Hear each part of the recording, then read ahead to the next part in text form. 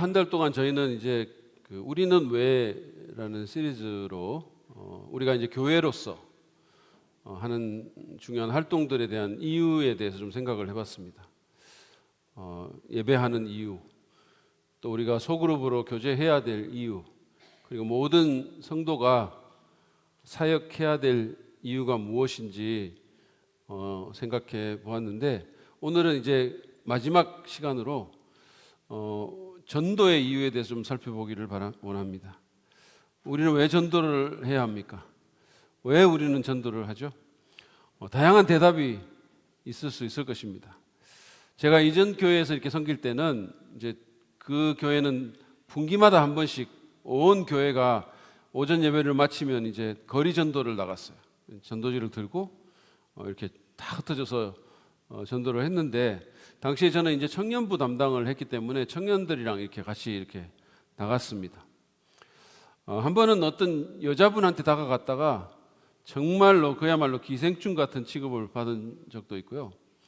한 번은 또 어떤 할머니한테 이렇게 접근을 했는데 그 할머니가 자기 교회 다니는 자기 며느리 욕을 얼마나 하시는지 그냥 계속 그 욕을 듣다 왔어요. 근데 그분이 자기 며느리 보면 예수 믿고 싶은 생각이 싹 없어진다고, 그냥 절대 교회 안 나간다고 이런 얘기를 하시는 걸 듣고 참 뭐라고 대답을 해야 할지 참 난감했던 그런 기억이 있습니다.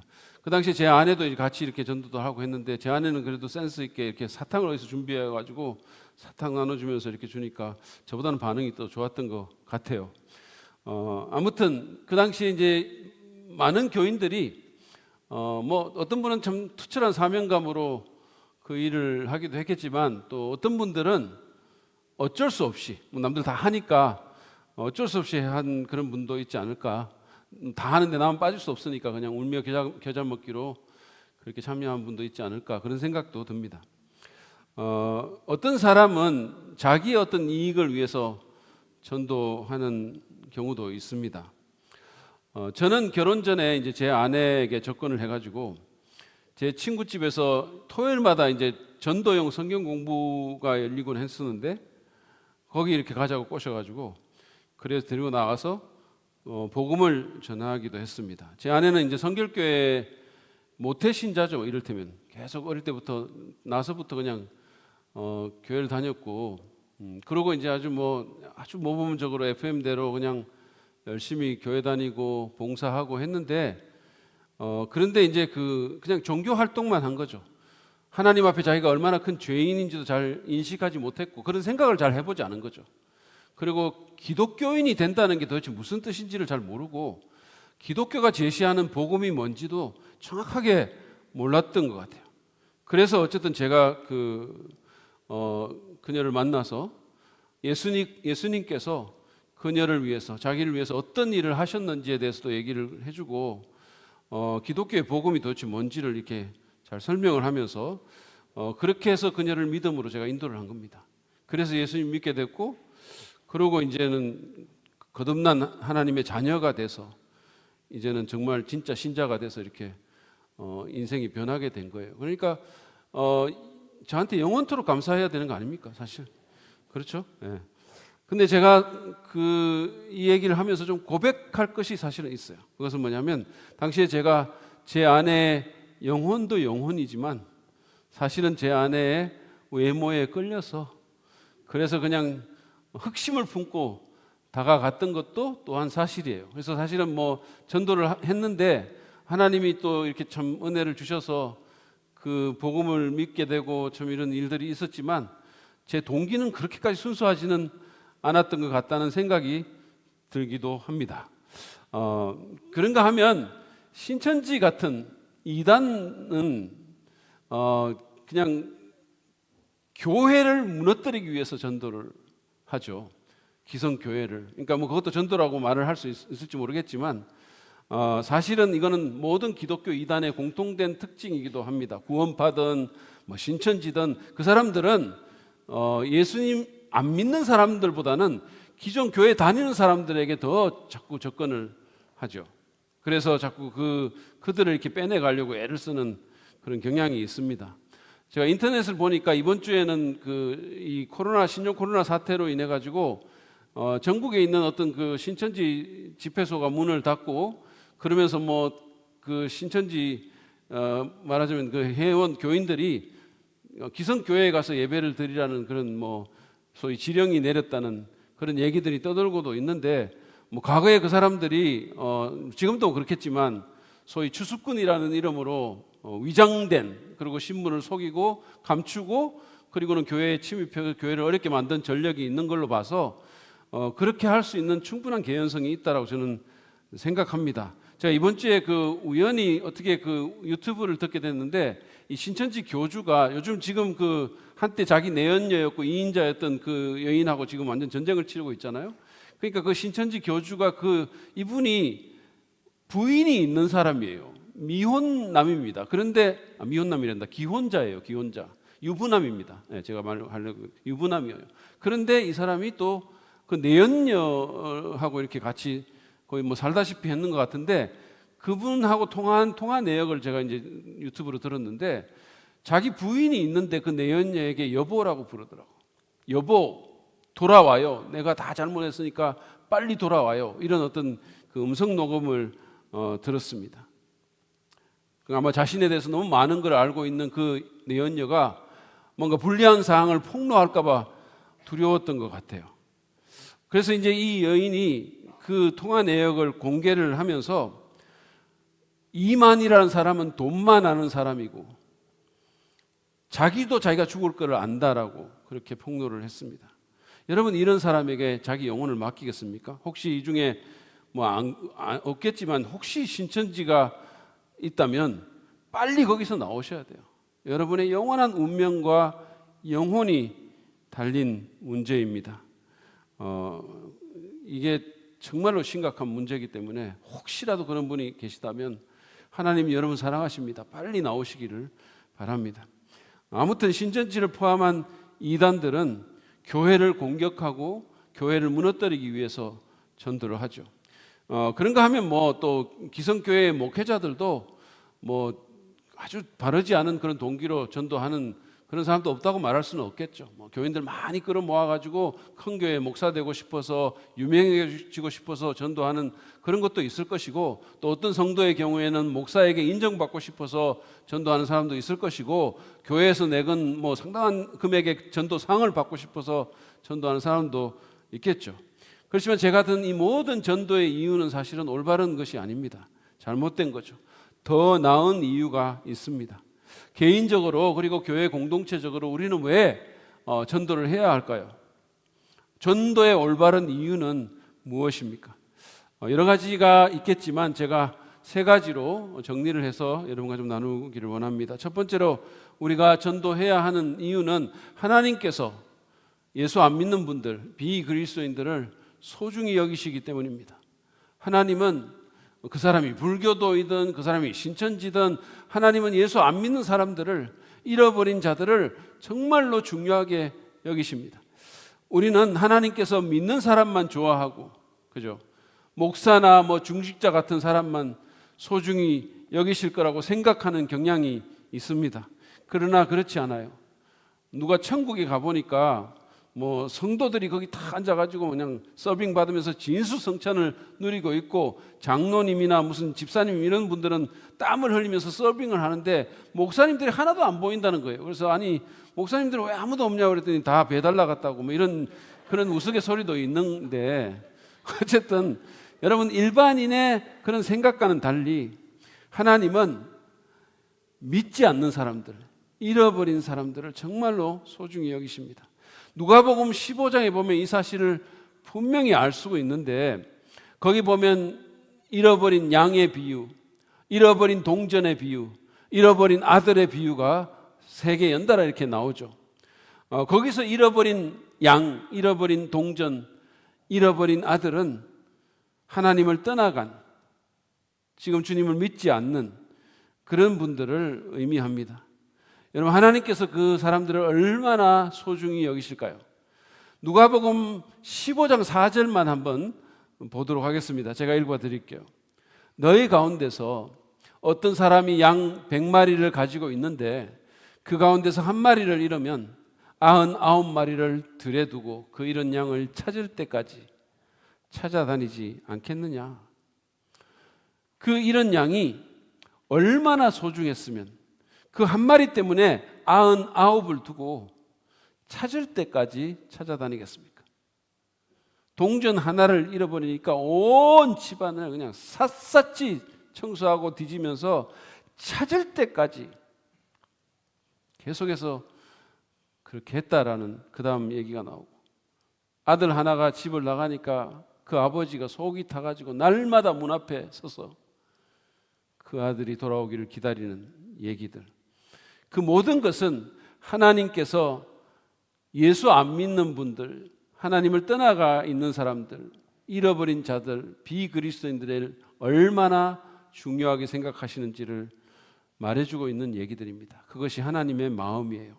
근데 아이러니하게도 그 하나님을 믿는다고 하는 이 그리스도인들이 하나님의 이 마음을 잘 몰라요. 모르는 것 같아요. 그들은 자기들끼리 너무 친해지고 자기들 문화에 너무 편해져서 그냥 예수 믿는 사람들끼리만 좋은 거죠. 자기들끼리 서로 손을 뻗치면서 당신은 사랑받기 위해서 태어난 사람이라고 그렇게 찬송을 부르고 축복을 하고 목소리를 높이고 그러면서 그냥 예수 안 믿는 사람들을 때로는 막 어떻게 보면 저주하기도 하고 정죄하기도 하고 저런 인간들 때문에 나라가 잘못된다고 얘기하고 그럽니다. 그러면서 비그리스도인들은 굉장히 좀 불편하게 여기죠. 그들이 쓰는 용어가 불편하고 그들이 내뿜는 담배 연기가 너무 혐오스럽고 그들의 의문과 의심의 고개를 절레절레 흔드는 거죠. 한 번은 제가 어느 교회에 이제 전도 집회 강사로 갔었습니다. 그래가지고 이제 복음을 전하고 거기 이제 새로 뭐 이렇게 초대 오신 된 분들도 있을 거 아니겠어요? 그래서 예배가 끝나고 나서 식사를 하는데 그 교회 목사님께서 하필 또 저를 그 처음 온 비신자 남자분하고 딱 이렇게 둘이만 딱 앉혀놓은 거예요. 제가 얼마나 불편했겠습니까? 다른 교회 아는 분도 하나도 없는데 그나마 아는 분은 목사님밖에 없는데 또 자긴 빠지고 나를 또 그 교회 교인도 아니고 새로운 분하고 딱 이렇게 와가지고 앉혀놨었어요. 제가 그렇게 뭐 사교적인 사람도 아니잖아요. 막 이렇게 말을 막 잘한다거나 이런 분도 아닌 사람도 아닌데 너무 불편한 거죠, 제가. 너무 어색하기도 하고. 그래서 속으로 그 목사님은 얼마나 원망했는지 모릅니다. 근데 뭐 그래도 뭔가 말은 해야 되겠기에 그 방문자를 제가 이렇게 딱 쳐다보는데 셔츠 포켓에 담배각이 탁 꽂아 있는 거예요. 이게 탁 이렇게 보이게. 근데 그걸 보는 순간 기분이 팍 나빠지는 겁니다. 너무 기분이 안 좋아져요. 아, 이거 어떻게 교회에 와가지고 목사 앞에 앉으면서 이렇게 담배각 딱 꽂고 그냥 앉냐? 좀 빼지. 이렇게 예의가 없나? 이런 생각이 그냥 싹 드는 거죠. 제가. 그 순간 주님께서 제 마음속에 너는 임마 더했다. 이런 어떤 그 감동을 주시는 거죠. 그러면서 그냥 기껏 보이는 게 그 담배값이냐? 이런 생각이 들었어요. 제가 얼마나 한심한 목사입니까, 여러분? 천하보다 소중한 한 영혼을 앞에 두고 하나님께서 외아들, 독생자를 희생하시면서까지 구원하기를 원하시는 그 소중한 사람을 앞에 두고 기껏 담배값이나 보면서 기분 나빠하다니 얼마나 한심합니까? 그것도 뭐 누구처럼 다른 목사님들처럼 뭐 전혀 탈선하지 않고 그냥 모범적으로 그냥 그대로 큰 게 아니고 온갖 방황하면서 뭐 담배보다 더한 것도 하면서 그렇게 커놓고는 어떻게 제가 그럴 수가 있습니까? 제가 회개하지 않을 수가 없었어요. 여러분, 우리가 전도해야 하는 이유는, 예수 안 믿는 사람들에게 다가가야 하는 이유는 하나님께서 그들을 소중히 여기시는 마음이 있기 때문이에요. 그 마음을 우리도 공유해야 되는 겁니다. 그래서 좀 불편하더라도, 좀 어색하더라도, 때로는 좀 이렇게 좀 위압감이 들 수도 있는데 설사 그렇다 하더라도 그들에게 우리가 하나님의 마음으로 다가가야 되는 거죠. 교회는 결코 members only를 외치는 컨트리 클럽이 아닙니다. 그렇게 돼서도 안 됩니다. 우리끼리 축복하고 그냥 우리만 아는 말 하면서 그러면서 우리 문화 속에 우리가 젖어서 그냥 거기서 편안하게 있으면 안 된다는 거예요. 하나님께서 비그리스도인들을 소중히 여기듯이 우리도 예수 안 믿는 사람들, 다른 종교 갖고 있는 사람들, 좀 껄렁껄렁한 사람들, 우리하고는 세계관이 다른 사람들, 우리도 소중히 여길 수 있어야 됩니다. 우리가 새번역 성경 보는 것은, 그리고 우리가 전통적인 그런 예배 형식을 꼭 따르지 않는 것은, 우리가 18세기에 만들어진 그런 찬송가보다는 그래도 멜로디가 좀 현대적인 그런 복음성가를 섞어서 부르는 것은, 그리고 우리가 정장을 고집하지 않고 좀 복장을 편하게 하는 것은, 그리고 우리가 정말 이 교회를 지으면서 이 예배당 건물을 예배당 같지 않게 지은 것은 다 교회 오래 다니고 잘 믿는 사람들, 그 사람들 편하라고 한 게 아니라 그들에게는 좀 불편하더라도 예수 안 믿는 분들이 좀 편하고 그분들과 좀 소통하기 쉬워지고 그분들에게 도움이 되었으면 하는 마음이 있었기 때문이에요. 지금도 그 마음은 변함이 없고 우리 교회는 그것을 지향하며 나가는 거예요. 그냥 또 하나의 전통적인 교회가 되기를 원치 않는 겁니다. 분당의 어느 큰 교회에서는 저희보다 한 발 더 나아가가지고 교회에 흡연실도 만들었다고 해요. 담배 피우는 사람들도 예수 믿어야 되지 않겠냐고 하는 게 그 목사님의 마음이에요. 담배 피우는 사람들 예수 믿고 구원받아야 담배 끊을 거 아니냐고, 그 해로운 담배를. 그래서 일단은 피우니까 나와서, 교회에 나와서 흡연실에서 그냥 피우면서 설교 들으시라고. 듣다 보면 예수 믿게 되고 믿다 보면 담배 끊을 거고. 모르겠어요. 그 흡연실에서 자욱한 연기 가운데 뭐 소돔과 고모라 이런 심판 연기 나고 이런 거 들으면 더 실감 나가지고 빨리 회개할 수도 있을 것 같아요. 어쨌든 간에 여러분 꼭 기억하시기 바랍니다. 비그리스도인들은 하나님께 소중합니다. 우리는 그 하나님의 마음을 공유해야 돼요. 우리가 왜 전도해야 합니까? 하나님께서 잃어버린 자들을 중요하게 생각하기 때문이에요. 두 번째로 우리가 전도해야 하는 것은 우리에게는 전도해야 할 도덕적인 의무가 있기 때문입니다. 우리에게는 의무가 있어요. 거룩한 의무가 있습니다. 바울은 로마에 있는 사람들에게 복음 전하기를 원한다고 하면서 로마서 1장 14절에서 이렇게 말씀합니다. 들어보세요. 나는 그리스 사람에게나 미개한 사람에게나, 옛날 개혁성경에는 야만인에게나 이렇게 돼 있거든요. 근데 이게 사실은 우리가 생각하는 그런 야만인이 아니고 그 당시 세계에서 그리스 말을 안 쓰는 사람들을 이렇게 불렀어요. 그리스 말을 쓰는 사람들, 안 쓰는 사람들. 그래서 그들은 자기네 잣대로 안 쓰는 사람들을 야만인이라고, 미개한 사람이라고 그렇게 했죠. 어쨌든 나는 그리스 사람에게나 미개한 사람에게나 지혜가 있는 사람에게나 어리석은 사람에게나 다 빚을 진 사람입니다. 바울은 자기가 수많은 사람들에게 복음의 빚을 진 그런 사람이라고 말을 했어요. 여러분 빚을 져보신 적 있으세요? 안 져봤으면 말을 하지 마세요. 여러분 빚을 진 사람은 반드시 그 빚을 갚아야 돼요. 그 마음의 부담이 얼마나 큰지 모릅니다. 지금 저희 교회도 건축을 하면서 은행에 진 빚이 있어요. 저희가 뭐 이렇게 과도하진 않지만 빚은 있어요. 저는 그 빚 가운데 걸어가고 있습니다. 빚이 아니라 빚입니다. 목사가 주님의 빚 가운데서 걸어가는 게 아니라 은행 빚 가운데서 살짝 걷고 있어요. 교회의 대표로서 저는 그 빚을 갚아야 한다는 의무를 지고 있어요. 그 수많은 서류에 다 제 도장 찍혀 있어요. 땅땅땅. 제 마음의 부담을 여러분 아시겠습니까?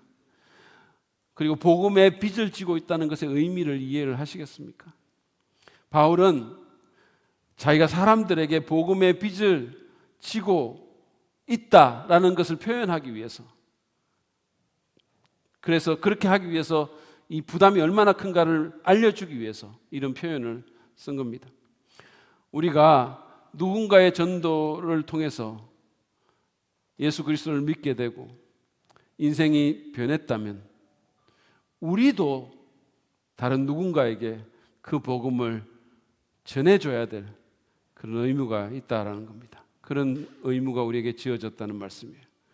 나는 좋은 거 받아놓고 다른 사람에게는 아무런 것도 말하지 않고 정말 필요한 사람에게 전해주지 않는다면 그건 사람의 도리가 아니죠.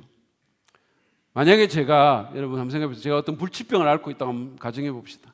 그런데 누군가가 정말 기적의 그 치료제를 개발했어요. 그래서 저한테 그걸 준 겁니다. 그래서 제가 그거를 먹고 나왔어요.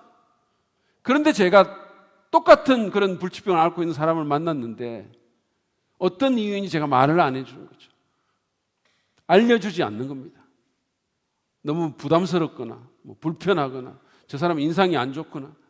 그래서 만약에 제가 그거를 알면서도 말하지 않는다면 그 사람이 할 짓이 아니잖아요. 제가 법적으로는 걸리지 않을지 모르겠지만 도덕적으로 그건 큰 문제가 되는 겁니다. 그렇지 않습니까? 얼마 전에 저는 우연히 우리 교회 옆에 김밥 나라가 생긴 것을 알게 됐어요. 얼마나 기뻤는지 모릅니다. 그 나라가 마침내 임하였구나. 이제 컵라면의 시대는 가고 김밥의 새 시대가 열렸구나. 나라가 임하였다. 그래서 제가 어떻게 했을까요? 저는 그 기쁜 소식을 전했습니다. 나라가 임하였다고. 제 아내에게도 말하고 제 딸에게도 말하고 교육자에게도 말하고 심지어는 제 페이스북에다가도 제가 썼어요. 나라가 임했다고. 김밥 나라가 오셨다고. 얼마나 기뻤는지 모릅니다. 이제 왕만 오시면 됩니다. 버거라는 이름의 왕만 오시면 진짜 찬란한 시대가 열립니다. 사실 전에 3번에 우리 있을 때도 버거왕이 오셨을 때 다들 얼마나 그냥 그 소식을 전했는지 모르고 왕이 곧 오신다 막. 얼마 안 있으면 오신다. 왔다. 제 포인트는 뭐냐면 김밥 나라의 기쁜 소식도 혼자만 알면 안 되고 컵라면 먹고 있는 그 불쌍한 중생들에게 우리가 전해줘야 하듯이 마찬가지로 하나님 나라의 복음도 전해야 될 의무가 있다는 거예요. 사실 하나님은 우리가 이 의무를 상당히 좀 무겁게 받아들이기를 원하십니다. 에스겔서 33장을 보면 굉장히 좀 그 엄숙하게 이 얘기를 하세요. 좀 무서운 마음이 들기도 해요. 33장 7절부터 9절 말씀을 한번 보시죠. 너 사람아, 이 에스겔에게 주님이 지금 말씀합니다. 내가 너를 이스라엘 족속의 파수꾼으로 세웠다. 그러므로 너는 내가 하는 말을 듣고 나를 대신하여 그들에게 경고하여라. 내가 악인에게 말하기를 너는 반드시 죽을 것이다 하였는데도 네가 그 악인에게 말하여 그가 악한 길을 버리고 떠나도록 경고하지 않으면 그 악인은 자신의 죄가 있어서 죽을 것이지만 그 사람이 죽은 책임은 내가 너에게 묻겠다. 네가 악인에게 그의 길에서 떠나서 거기에서 돌이키도록 경고하였는데도 그가 자신의 길에서 돌이키지 않으면 그는 자신의 죄 때문에 죽지만 너는 목숨을 보존할 것이다. 한마디로 우리에게는 전할 책임이 있다는 거예요. 그 후에 그 사람이 어떻게 할지는 우리가 책임지지 않겠지만 우리는 적어도 전해줄 책임은 있다는 거예요. 그래서 만약에 그 말을 듣고 그들이 회개하고 돌이키면 그들도 살고 우리도 살겠지만 우리가 아예 전하지도 않는다면 그 책임을 우리한테 묻겠다는 거예요. 여러분 기억합시다. 우리에게는 전도해야 될 거룩한 의무가 있습니다. 우리가 모든 사람에게 다 전하지는 못하겠지만 적어도 하나님께서 내 가까이 두신 사람들, 그들에 대한 책임은 내게 있는 거예요. 내 가족, 내가 회사에서 날마다 보는 그런 동료들, 친구들, 단골 가게 주인들, 그런 사람들입니다. 우리는 그런 사람들에게 빚진 자들이에요. 지금 그 사람들의 얼굴을 여러분 한번 떠올려 보시기를 바랍니다. 한 사람이라도 한번 떠올려 보세요. 그 사람에게 내가 전하지 않으면 누구도 전하지 않을 가능성이 큰 거예요. 우리가 모든 사람에 대한 책임이 없다 할지라도 적어도 내가 가는 길 내 주변에 있는 사람들, 그들에 대한 의무는 내가 지고 있다는 겁니다. 그들에 대한 부담감이 있으십니까? 제가 지난주 중에 이제 우리 교회 1층에 그 북카페에서 몇몇 성도님들과 교제하는 가운데 전도에 대한 얘기가 좀 오갔어요. 근데 한 분이 자신의 친구분인가에 대해서 말씀을 하면서 예전에는 안 그랬는데 지금은 그 사람에 대한 부담이 너무 크다는 거예요, 마음속에. 그러면서 한 번이라도 교회에 왔으면 너무 좋겠다고, 한 번만 와봤으면 좋겠다고 그렇게 얘기를 하시는 거죠. 그리고 또 다른 분은 또 다른 분에 대해서 얘기를 하면, 자기 아는 또 다른 분에 대해서 얘기를 하면서 교회에 대해서 잘 모르는데도 오해하는 게 너무 많다고, 자기도 원래는 안 믿다가 믿게 됐는데 많은 오해가 있었는데 그 사람도 와서 그 오해를 풀었으면, 한 번만 오면 아마 풀리는 게 많을 텐데 너무 안타까워 하시는 그런 얘기를 하는 거예요. 제가 그 말을 듣는데 영혼에 대한 관심과 전도에 대한 간절한 마음이 느껴져서 너무 좋았어요. 여러분, 복음을 흘려보내는 우리가 되기를 바랍니다. 우리가 거저 받았으니까 우리도 거저 줘야 돼요. 내가 복음의 막다른 골목이 되어서야 되겠습니까? 내가 딱 받아놓고 막아버리는 거예요. 이스라엘에 가시면 여러분이 잘 아는 그 소위 바다라고 불리는 호수가 두 개가 있죠. 큰 바다 같은, 갈릴리가 있고 아래쪽에는, 남쪽에는 사해라는 게 있어요. 근데 그 갈릴리 호수하고 사해 호수, 거기는 갈릴리에 보면 수많은 고기들이 삽니다. 근데 사해에는 그 어떤 것도 살지 않아요. 말 그대로 죽은 바다입니다. 근데 그 차이가 뭔지 아십니까? 갈릴리는 요단강을 통해서 물을 흘려보내는 거예요. 근데 사해는 그 어디에도 그 물을 흘려보내지 않기 때문에 죽은 바다가 된 겁니다.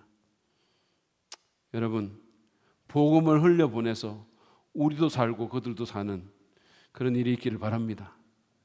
우리에게는 복음을 전해야 될 의무가 있어요. 그리고 그렇게 하는 것이 우리의 삶도 풍성하게 만들 줄로 믿습니다. 세 번째로 우리가 전도해야 되는 것은 전도가 우리가 사람들에게 베풀 수 있는 가장 큰 호의이기 때문입니다. 적어도 그리스도인이라면 그렇다는 말씀입니다. 사도행전 3장에 보면 베드로와 요한이 성전에 기도하러 가다가 아름다운 문, 옛날 개혁성에 보면 미문이라고 되어 있죠. 그 미문 옆에서 구걸하는 한 거지를 만납니다. 근데 그 거지는 나면서부터 걷지를 못하는 사람이에요. 그래서 누군가가 이제 구걸을 하려고 그 문 앞에 옆에다가 이렇게 앉혀놓은 겁니다. 그 거지는 이 두 사도를 보고는 동전 한 푼이라도 달라고 간절히 아마 호소하면서 자비를 베풀어 달라고, 한 푼이라도 달라고 그렇게 구걸을 합니다. 그런데 그 두 사도가 그 동전을 주지를 않죠.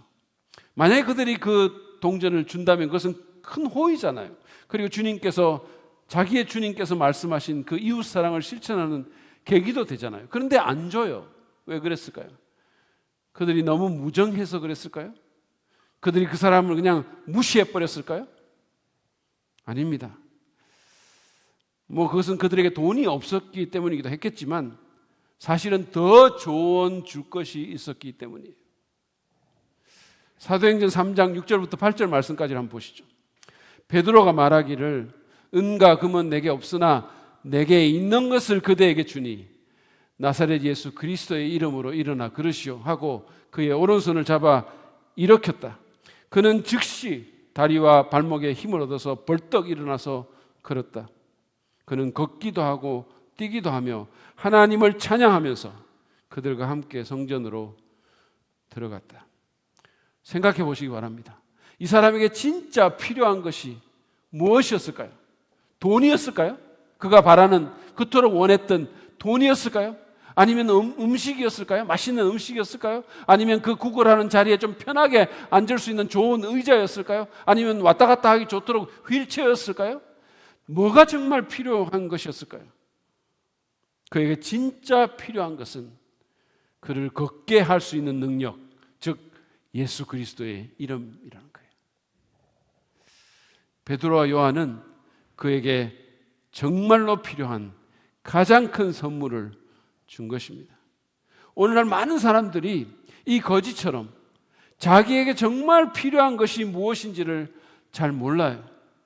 우리는 돈이 필요하다고 하고, 건강이 필요하다고 하고, 먹을 게 필요하다고 하고, 집이 필요하다고 하고, 직책이 필요하다고 하고, 성공이 필요하다고 합니다.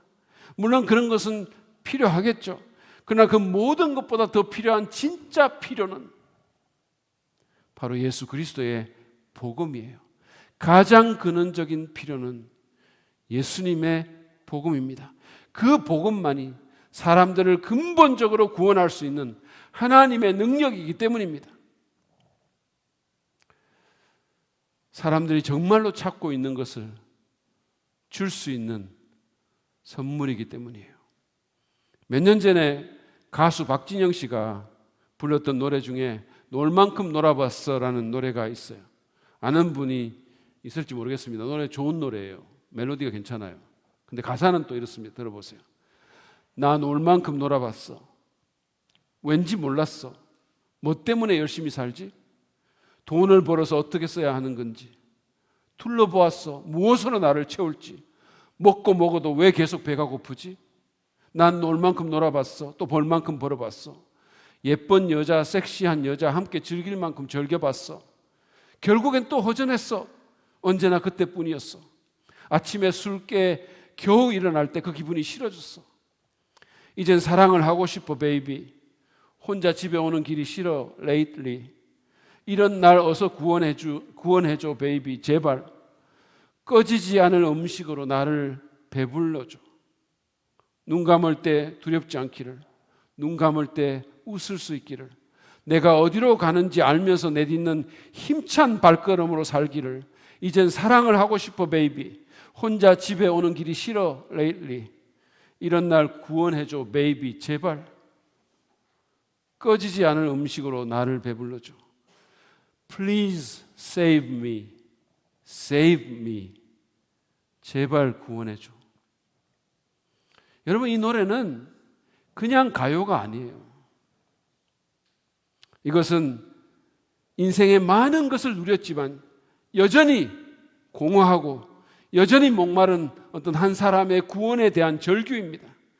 세상이 제공할 수 있는 최고의 것을 다 가졌지만 여전히 배고프고 지금까지 승승장구 성공의 길을 달려왔지만 사실은 길을 잃어버리고 어디를 갈지 알지 못하는 한 구도자가 인생의 참 길을 찾기 원하는 기도성이에요.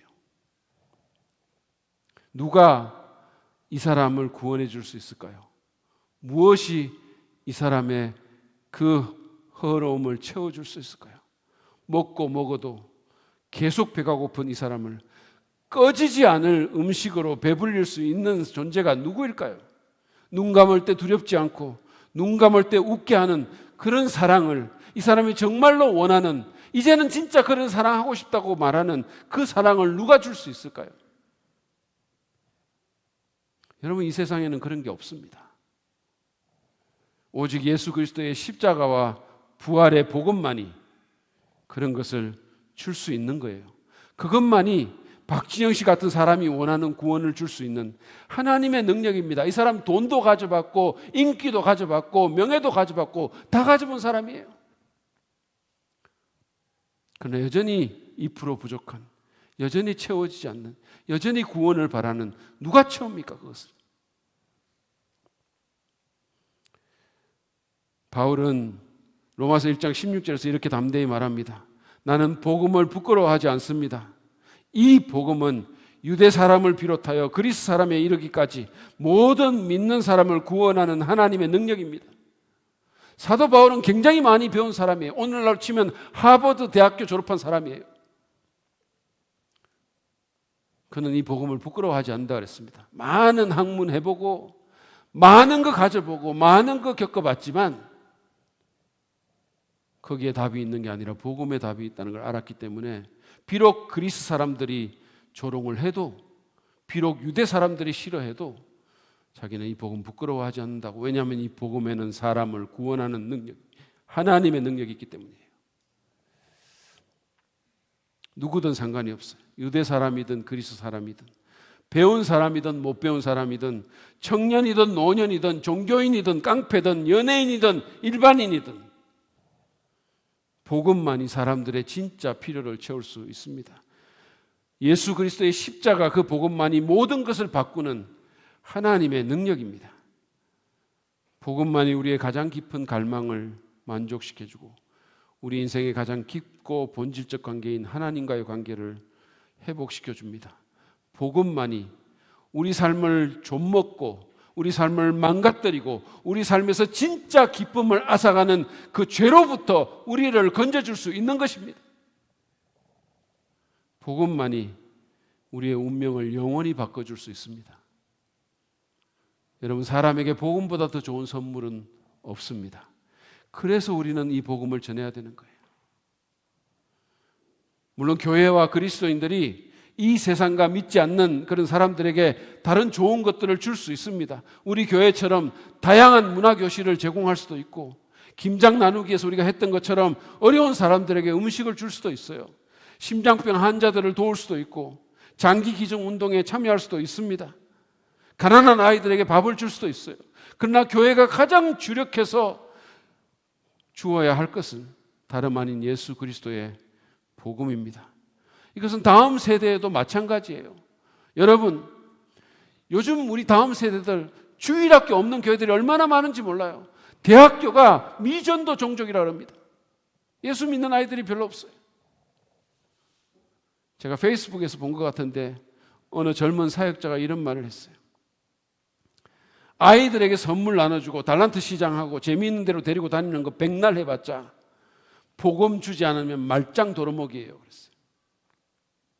엔터테인 하는 거 아무 소용없다는 거예요. 물론 그 아이들이 복음에 관심을 가질 수 있도록 우리가 할 수는 있겠지만 진짜 중요한 것이 뭔지를 알고 사역해라는 거예요. 저는 100% 동의합니다. 저는 제 청년 시절에 제게 복음을 전해준 일단의 사람들에게 정말 너무너무 감사하는 마음이 있어요. 영원히 감사할 것입니다. 만약에 그들이 제 인상이 좀 이렇게 굳어 보인다고, 쟤는 사교성도 없고 좀 말 걸기 힘들어 그러면서 저한테 복음을 안 전해줬다면, 에이, 쟤는 안 믿어. 제가 얼마나 방황하고 얼마나 타락했는데 그러면서 아예 복음을 안 전해줬다면 제가 지금 어디에 있겠습니까? 한번 생각해 보세요. 그런데 누군가 그런 것들을 무릅쓰고 제게 와서 복음을 전해줬기 때문에 제가 오늘날 목사가 돼서 여기에 있는 거예요. 여러분은 어떻습니까? 여러분 복음 전해준 사람들에게 감사하는 마음이 있으십니까? 그러면 여러분은 다른 사람에게 그 복음을 전해줄 마음이 있으십니까? 여러분은 전도가 사람들에게 줄 수 있는, 베풀 수 있는 가장 큰 호의라고 정말로 생각하십니까? 비록 사람들은 그렇게 생각하지 않을지 몰라도 우리는 확신해야 합니다. 복음이 그냥 이론이 아니라 복음이 정말로 내 삶을 지금도 바꿔놓는구나. 복음이 내 허로운 마음을 지금도 은혜로 채우시는구나. 십자가의 그 사랑이 나를 감동케 하는구나. 그 복음을 우리가 이론적으로 아니라 실제로 경험해야 된다는 거예요. 제 정도 되는 나이의 사람이 사랑 때문에 한 번씩 우는 인생을 산다면 그 인생 괜찮은 거 아닙니까? 여러분, 그런 것들이 여러분 삶 속에서 있어져야 된다는 거예요. 확신을 갖기 위해서는 우리 스스로 복음의 능력을 삶 속에서 경험해야 됩니다. 복음이 이렇게 좋은 거구나. 복음이 죽어서 천당 가는 것만이 아니라 내 삶을 실제로 바꾸는구나. 복음이 정말 능력이구나. 내 공허한 마음을 은혜와 복음이 이렇게 채우는구나. 그렇게 우리가 실제로 경험할 수 있어야 된다는 거예요. 복음이 나 자신과의 관계, 다른 사람과의 관계, 하나님과의 관계에 이렇게 큰 영향을 미치는구나. 그것을 삶 속에서 경험할 때 우리는 확신을 갖고 전도할 수 있습니다. 그럴 때 사람들은 우리를 보고 믿을 수 있는 겁니다. 전도를 왜 하느냐고요? 왜 하느냐 하면 전도가 세상에 우리가 줄 수 있는 가장 큰 호의이기 때문이에요. 우리가 사랑하는 사람들에게 베풀 수 있는 가장 좋은 선물이기 때문입니다. 오늘 우리가 전도해야 될 3가지 이유에 대해서 배웠습니다. 그것은 하나님께서 잃어버린 자들을 너무도 중요하게 여기신다는 것과 우리에게 전도에 도덕적인 의무가 있을 뿐만 아니라 전도는 우리가 사람들에게 줄 수 있는 가장 좋은 선물이며 가장 큰 호의라는 사실을 말입니다. 이제 이유를 알았으니 새로운 각오로 복음 전도라는 우리의 미션에 임하도록 합시다. 물론 이유를 안다고 전도가 더 쉬워지지는 않겠죠. 전도 쉽지 않습니다. 어려워요, 사실은. 그래서 성경도 울며 씨를 뿌린다라는 말을 했지 않습니까? 그러나 그것은 가치가 있습니다. 그것은 사람들의 영원한 운명을 바꾸는 일이고 그들의 가장 깊고 절실한 필요를 채우는 일입니다. 저는 실제로 어떤 사람에게 전도해가지고 그 사람이 자살하려고 하고 있었는데 복음 듣고 그걸 포기했어요. 제 후배 중에 그런 사람들이 있었어요. 여러분, 사람들은 잘 모를 수 있지만 그들 모두에게는 복음이 필요하고 주님이 필요합니다.